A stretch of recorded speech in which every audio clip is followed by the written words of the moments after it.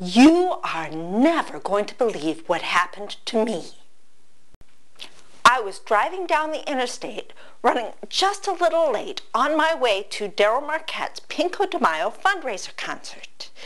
I'm alone in my car, and there's about 50 miles left to Schaumburg when 3 police cars come whizzing past me with their lights flashing. No sirens, just lights. They were going fast. I would say at least 120 miles an hour. Then I see the passenger windows on all 3 cars roll down. Officers lean out the windows and position bazooka rifles on their shoulders while the cars are still driving. It was like something you'd see in the movies, except it was real. All I could think was, holy smokes, what's going on? Well, it didn't take long for me to find out. I would say maybe half a minute. Seriously, there is no way I could have missed it. Him? It. What, you ask? Godzilla. That's right. Godzilla was stomping down the highway towards Schaumburg. Police cars lined up on both sides of the median. Bazookas held out their windows, and they were pushing Godzilla south towards a less populated area. Traffic lined up behind the police until finally we got to an exit ramp. Then everybody got off the highway.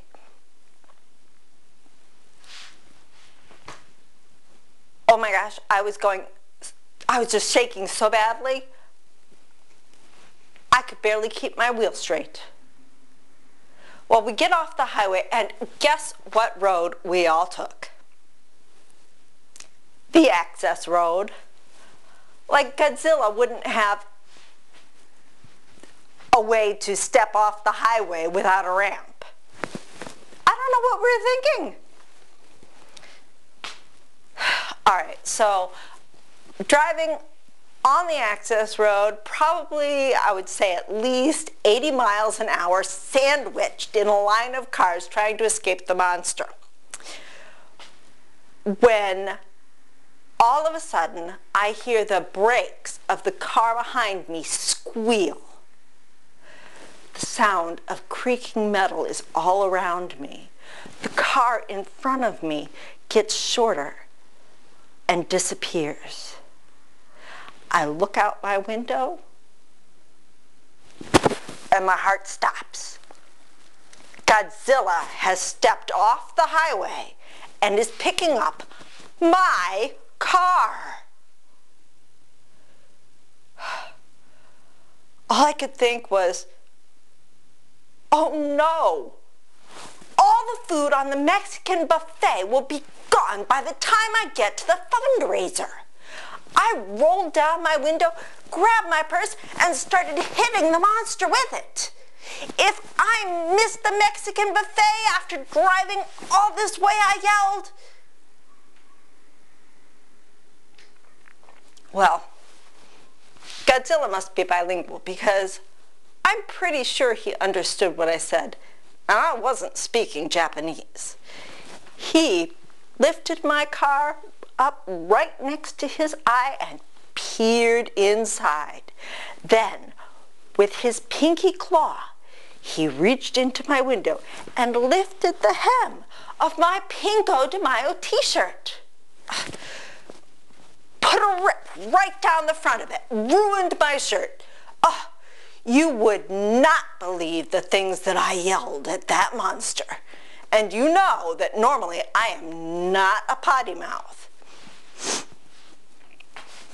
Well, here I am yelling out the window at this monster about my Cinco de Mayo t-shirt, and I hear a knock on my passenger side window, 100 feet up in the air. I look over to see what it is, and guess guess what I saw?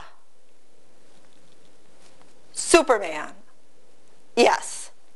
The Justice League saw all the commotion Godzilla was causing on the highway and sent Superman to take care of it. Well, our eyes made contact, and he held up one finger, as if to say it would be just a minute. Then he flew over to Godzilla's ear and said something. I'm assuming it was in Japanese. I didn't recognize it. Godzilla snarled. Superman spoke again and put his hand on the monster's shoulder.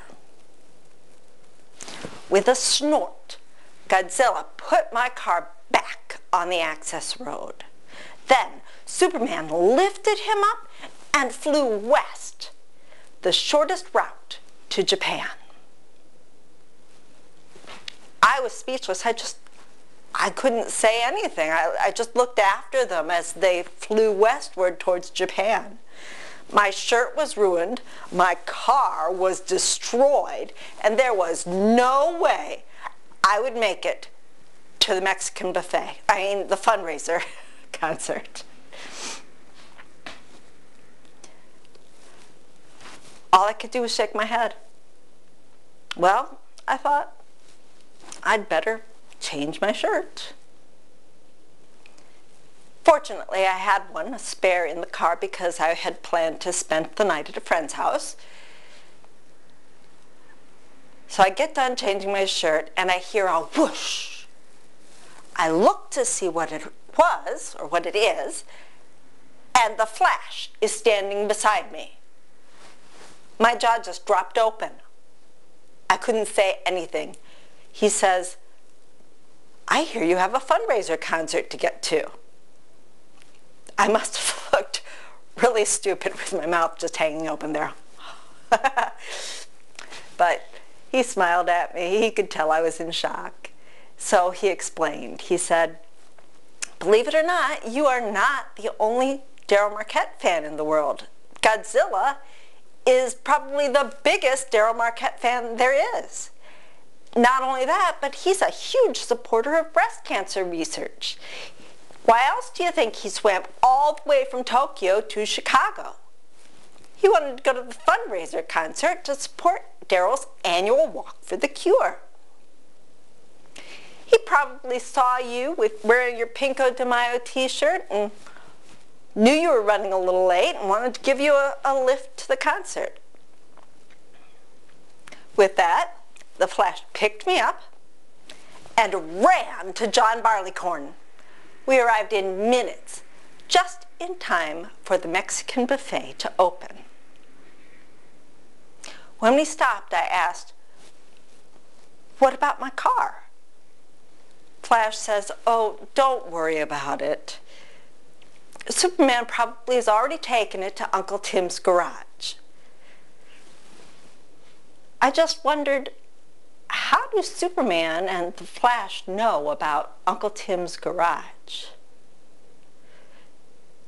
Then the Flash said, "Just tell Darryl I said to enjoy the concert and not to worry about broken down Chicago area motorists tonight. The Justice League has his duty covered." I started to ask how I was supposed to get a message to Darryl Marquette, but the Flash was already gone. He sure is fast. Now here's the most amazing part of the evening. Inside John Barleycorn, I told the ticket guy that I had a message from the Flash, and I actually got to meet Darryl Marquette in person. Do you know what he did? He shrugged. He said, "Yeah, they do that every year." As if it was no big deal. And that is the story of how I met Darryl Marquette in person at his 2012 Pinko de Mayo fundraiser concert. I sure hope this year's event is easier on my car. Say, do you happen to have a few dollars? I'm broke and I need a new Pinko de Mayo t-shirt.